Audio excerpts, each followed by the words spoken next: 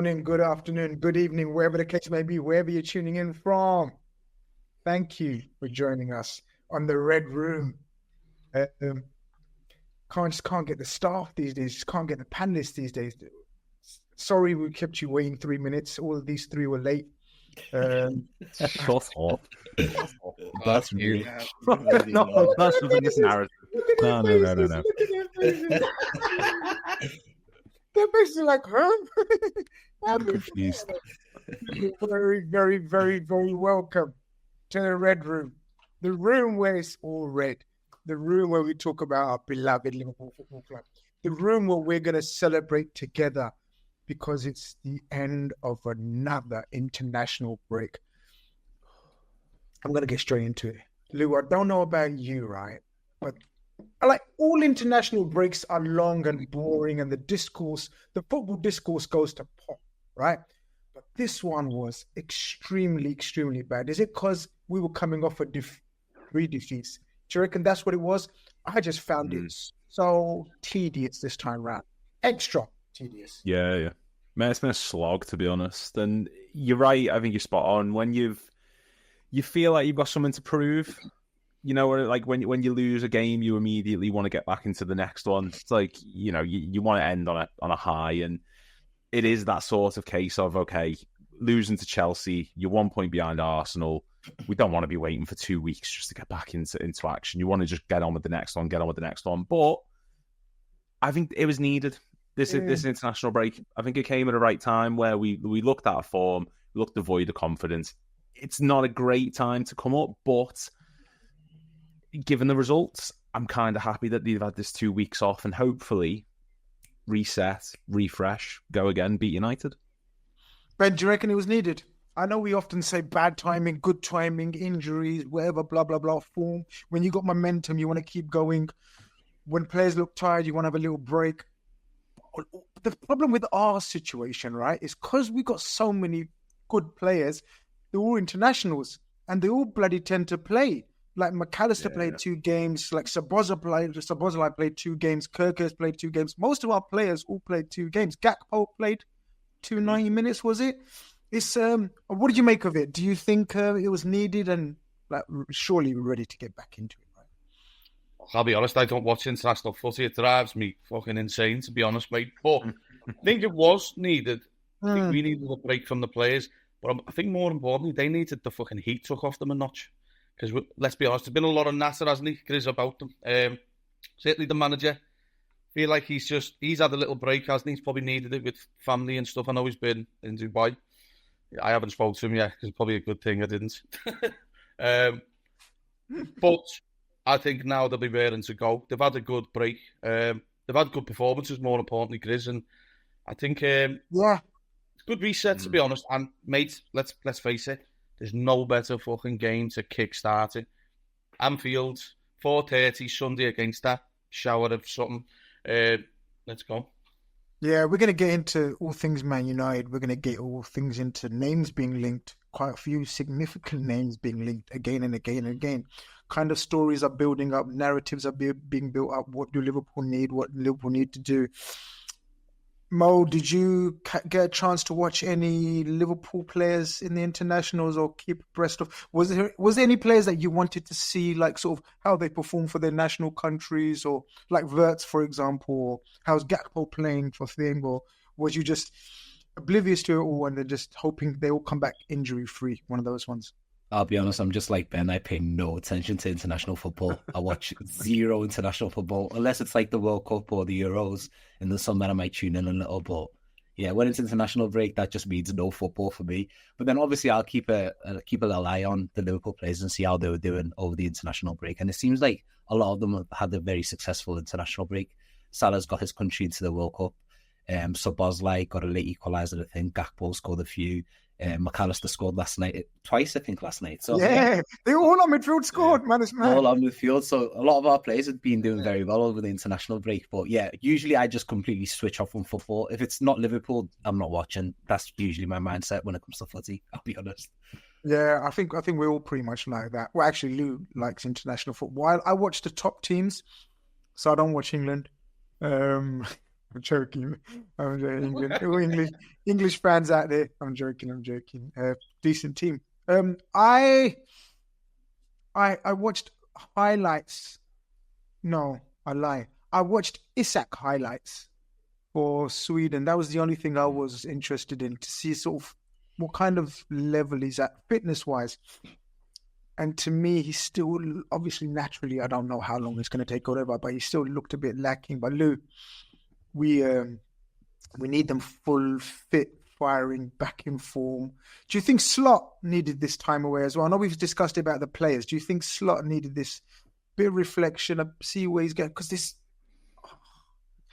as with always, when you're the manager of Liverpool Football Club and you've won the title in your first season, and then you've gone and spent 400 million odd, all eyes, all scrutiny will be on you.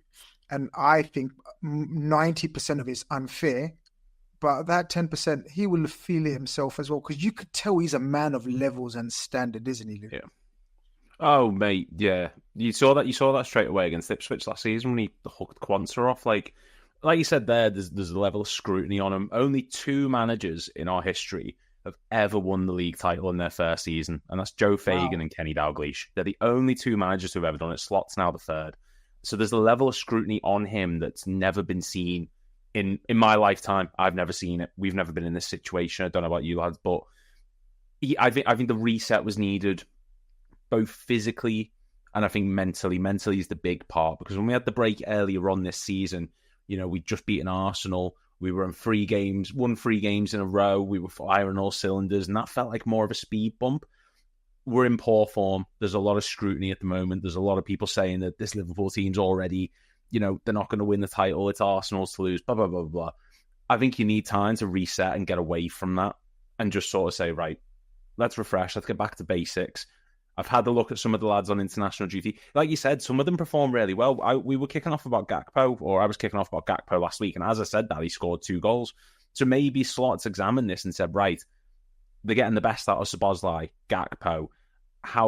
Is there anything I can do to sort of continue that good form going forward for us? Is there something I need to get them to do? So as much as they're his players, it's been a good chance for him to take stock and just say, right, maybe we need to change this going forward. Maybe this is how we can adjust and get wins. And like Ben said before, United haven't won at Anfield since 2016. That's the last time they beat us. That was under Van Gaal. That's how long it's been for them. So this is a great opportunity to pick up more points, and beating them is one of the biggest wins in the season you can possibly achieve. So there is no better time and no better opponent to be playing after this break, which was much needed.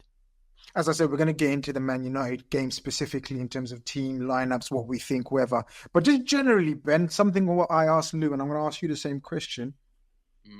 We know all the great managers have a level of stubbornness about them, right? All the great managers had it in the past, right? The top. Believe in their methods and their philosophy and their structure and their formation. And very rarely, or every 3 or 4 years, they decide to change it or reinvent themselves, right? Slot wins the title in his first season with Jurgen Klopp. It's pretty much his team, right? But with his own tinkering of the formation, especially the Gakpo, Gravenberch, change of formation, blah, blah, blah, blah. Now he's trying something different slightly with the number 10 and Florian Wirtz, and the fullbacks not playing like wingbacks as such. Do you think over the next phase now, because we've seen how we started off playing and there's a lot of scrutiny, a lot of criticism, do you think he's the type to tinker it about, or do you think he's going to carry on and see how we go until Christmas, for example, with the same thoughts and formations that he's got and specific roles? Or do you think he's open to change? What kind of... Because I genuinely don't think we know what kind of coach he fully is yet. Now, we don't know... We also don't know what a... How he reacts. We don't know how he reacts, yeah. Yeah, well, as I say, maybe... To be honest, mate, maybe this was part of the plan. Maybe he knew he had to come down a notch to go back up. Do you know what I mean? He knew there was obviously going to be changes in the team. He probably knew there was going to be a few as well, because let's be honest, he knows which players, with regards to the contracts and stuff, because he knew which one was going to stay and who was going to go. So let's be honest, he knew there was going to be massive change. We're talking of stubbornness. Managers are, I think we're going up against the most stubborn manager in the league, aren't we? who doesn't want to change his ways. So it's an interesting topic talking about stubborn managers. But I do think he's maybe this is the route Liverpool are going to go. We'll soon find out.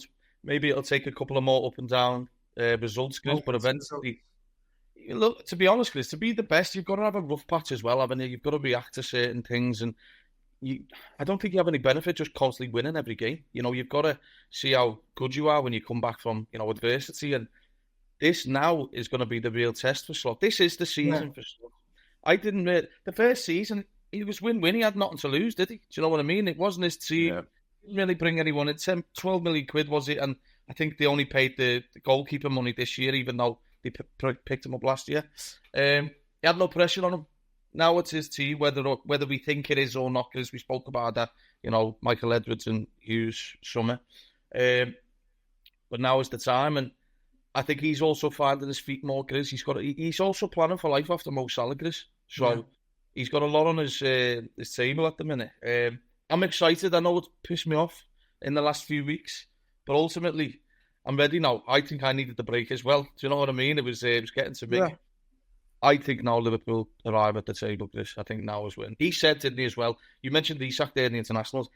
I know they've had good performances, Chris, but I don't take too much notice in international breaks because... So, Isak, for instance, Sweden is shite. Let's make no mistake about it. Just sacked the manager, yeah. Yeah, and he's... Lads, do you know these opposition fans, now Newcastle think Isak's got the manager sacked. Do you know what I mean?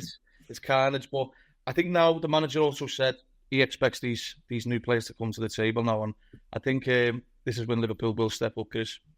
Yeah, Mo, Ben says the players need to step up, and we'll discuss which players.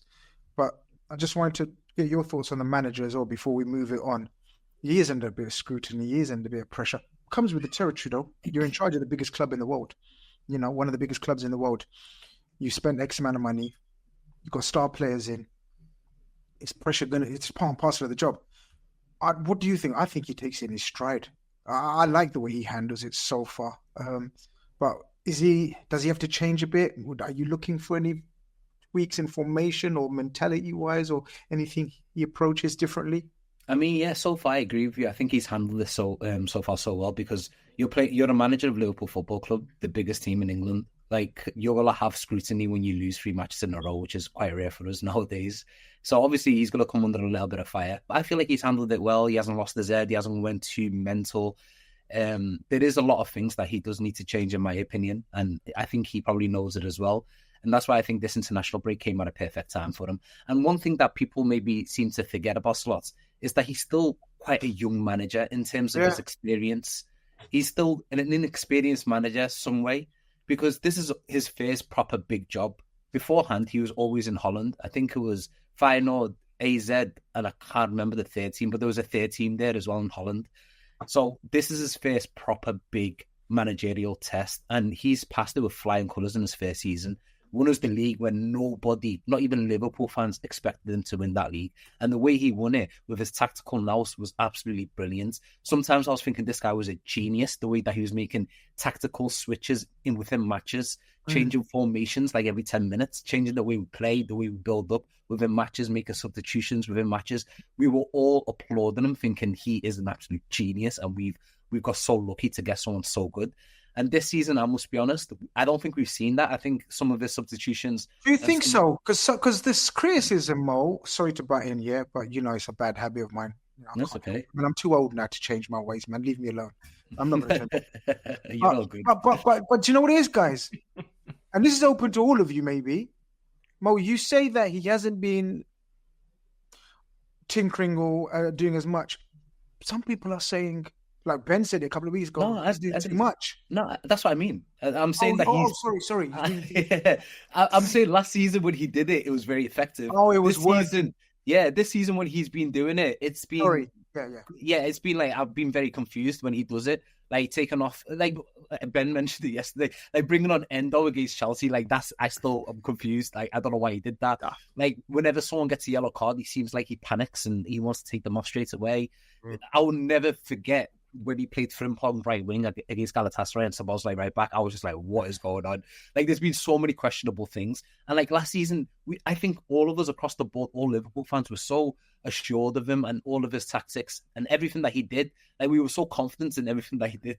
So like this season, I'm just hoping like he can go back to the ways he was last year with like more of like a defensive mindset when it comes to setting up matches, like controlling the game. And that's one thing I'm definitely looking forward to against United. I just want us to control the game, honestly.